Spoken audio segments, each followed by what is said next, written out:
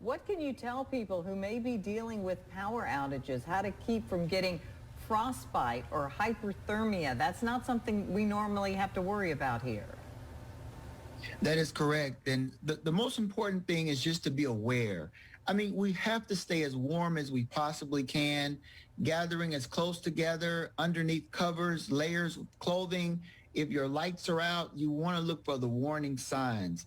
And some of the warning signs of frostbite would be numbness and tingling of the distal extremities, such as the fingers and the toes. And you want to make sure you try to rewarm them as much as you can, but you have to also be careful. I talked to one of my colleagues that's a surgeon, and he told me about a lot of individuals, they start to develop frostbite of their extremities, and they put them very close to the fire, like maybe the stove or the fireplace. And because the nerve damage has already been done, they can't sense how hot it is.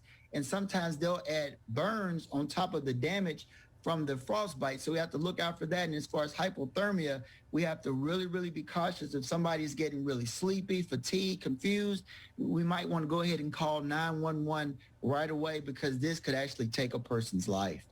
You know, I've heard about hypothermia and frostbite in these National Geographic specials about people climbing Mount Everest, you know, not here in Mississippi. So this is something brand new to us. So what do parents need to look for in their children to see if they're having any kind of signs of these troubles?